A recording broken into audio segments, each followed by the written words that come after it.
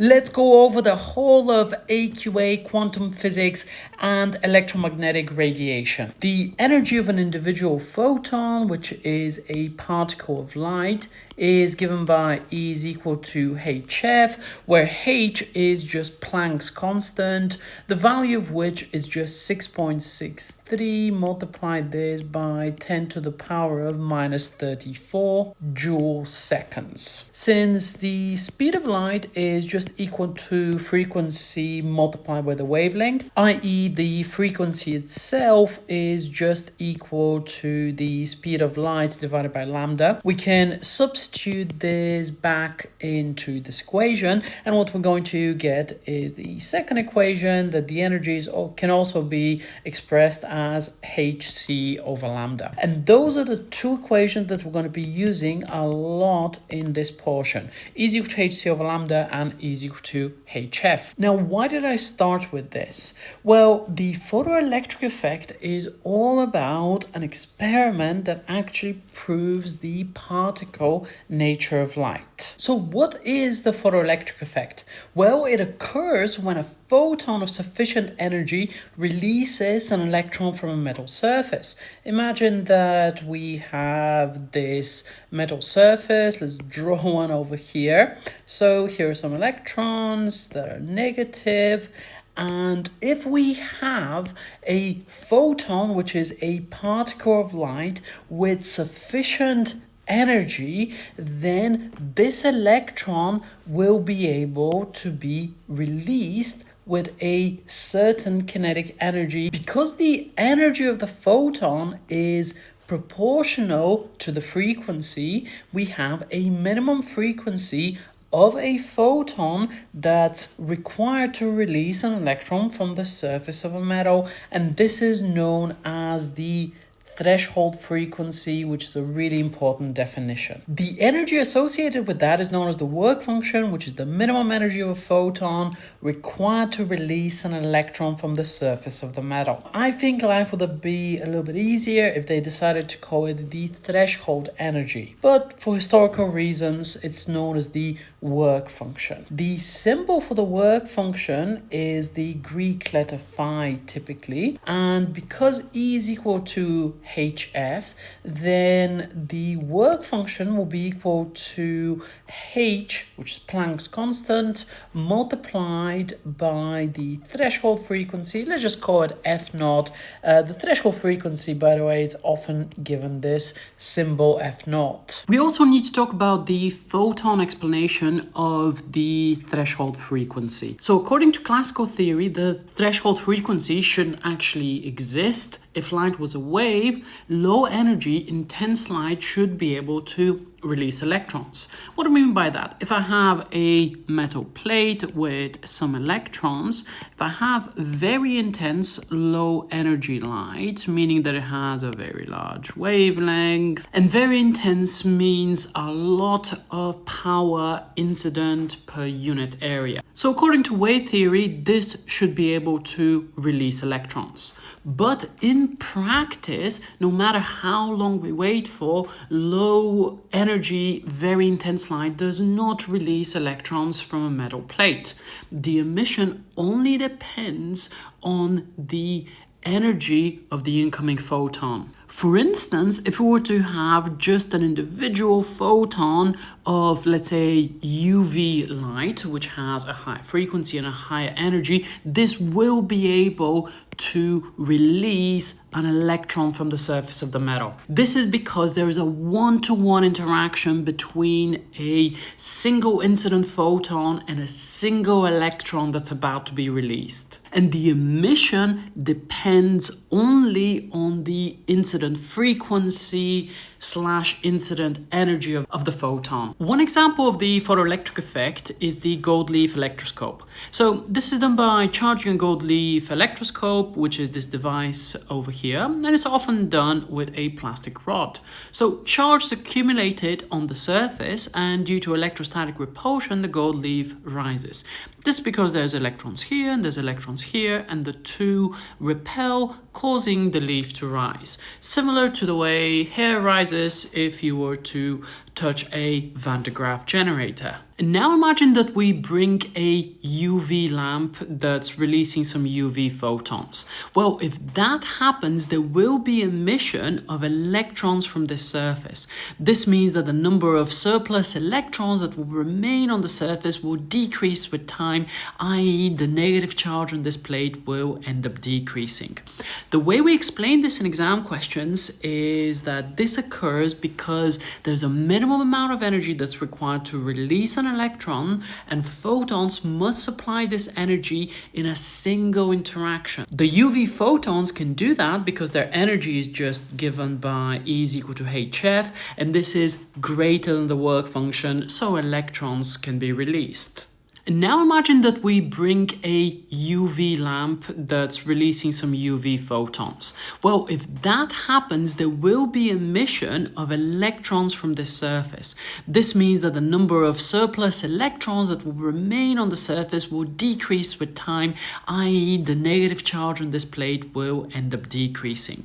The way we explain this in exam questions is that this occurs because there's a minimum amount of energy that's required to release an electron, and photons must supply this energy in a single interaction.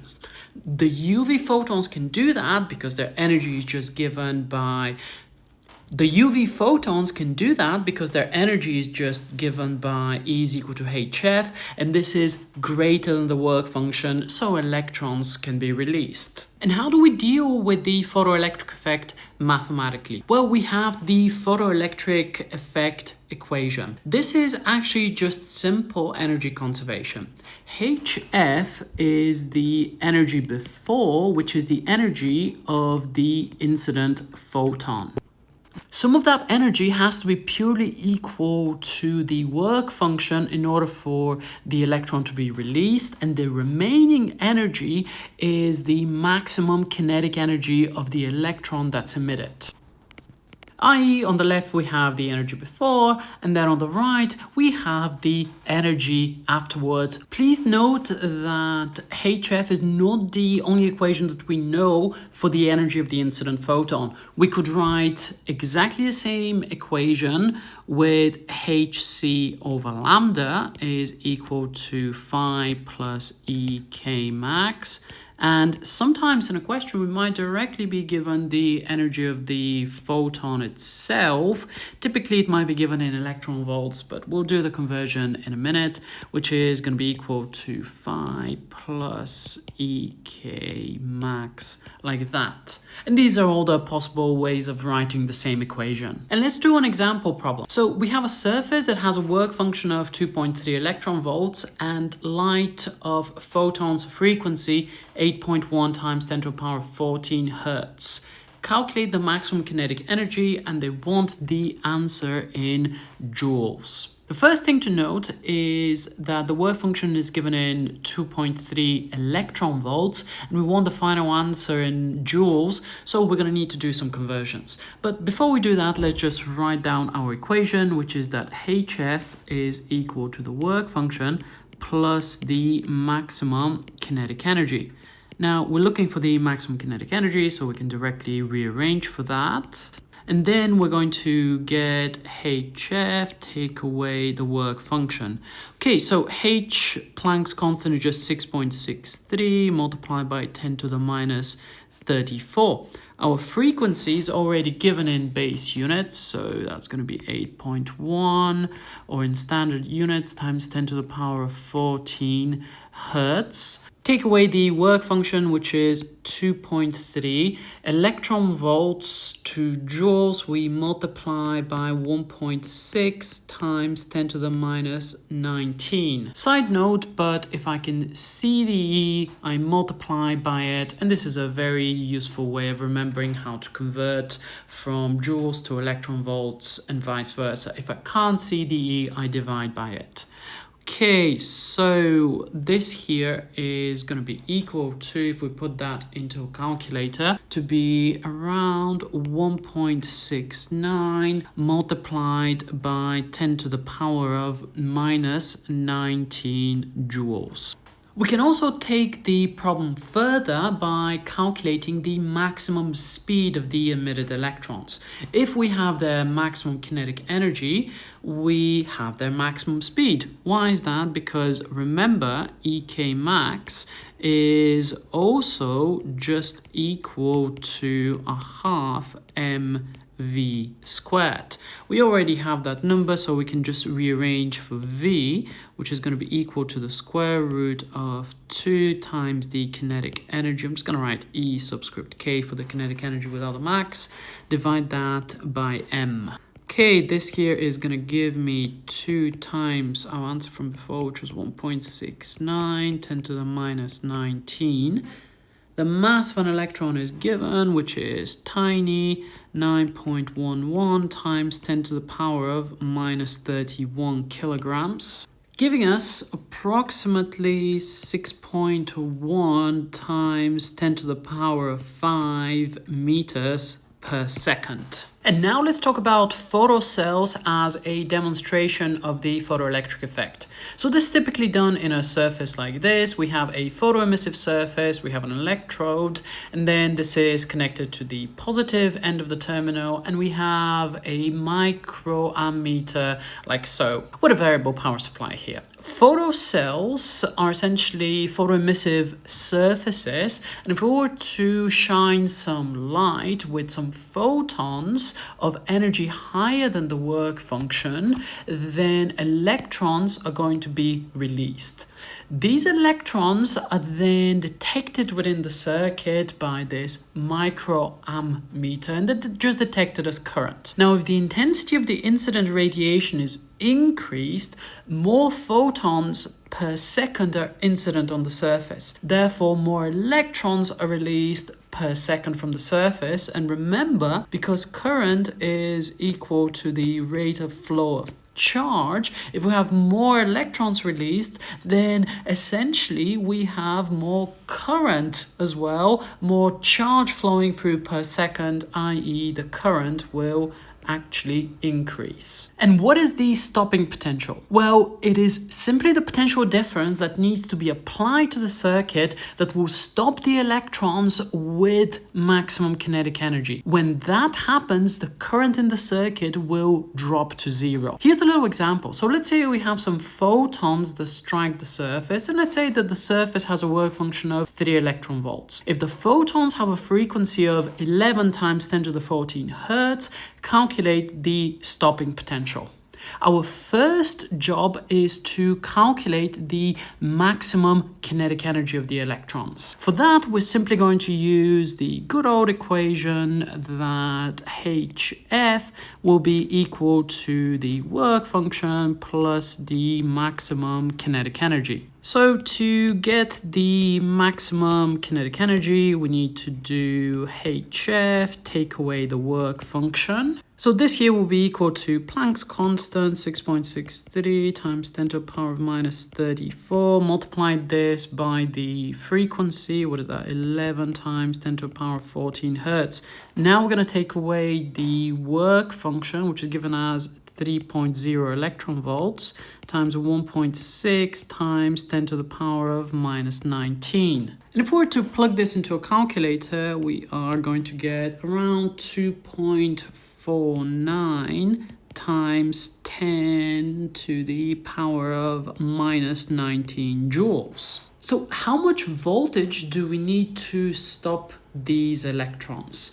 Well, if they have that much kinetic energy, we can simply use the fact that EV is equal to AQA max. So the voltage required will simply be equal to the kinetic energy in the maximum kinetic energy in joules divided by the elementary charge.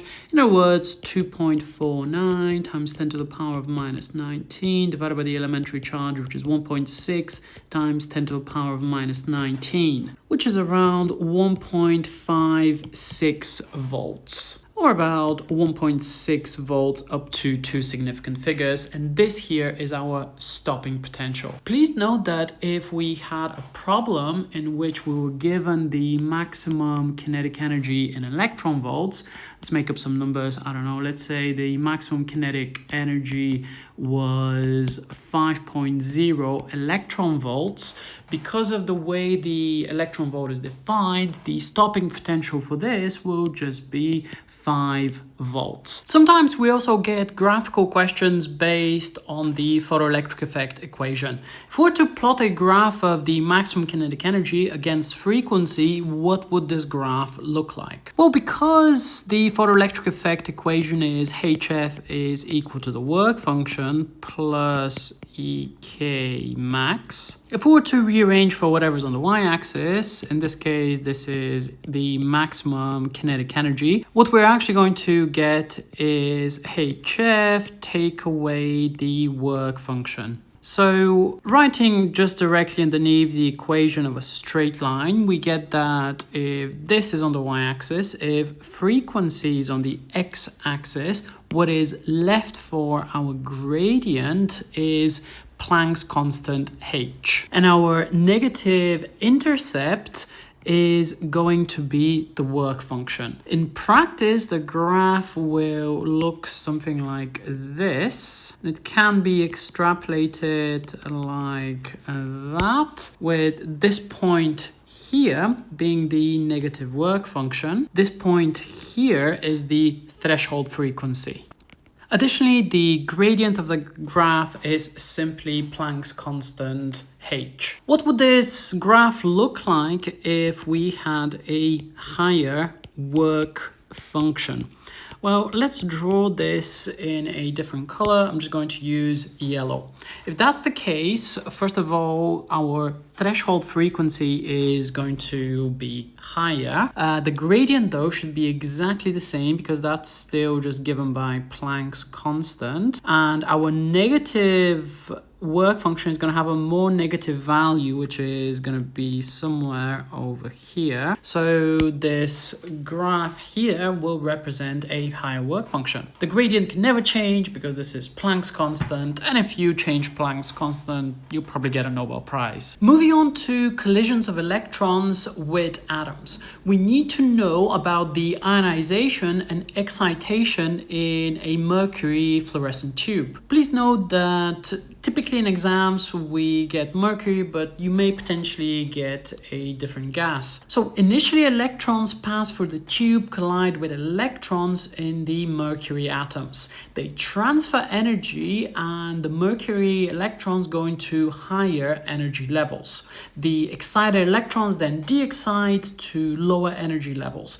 And when they do that, they emit a photon of equal energy difference to the energy difference between the energy levels. For instance, let's say we had an electron here, then it might have been excited, gone to this energy, and then it relaxes, it de-excites, and as it goes down, it emits a photon which is equal to the energy of which is equal to the energy level. We could calculate its frequency using delta E is equal to HF if that appears in a question. So initially these photons are emitted in the UV range. However, the coating of the mercury tube absorbs UV photons and electrons in the coating are excited to higher energy levels yet again.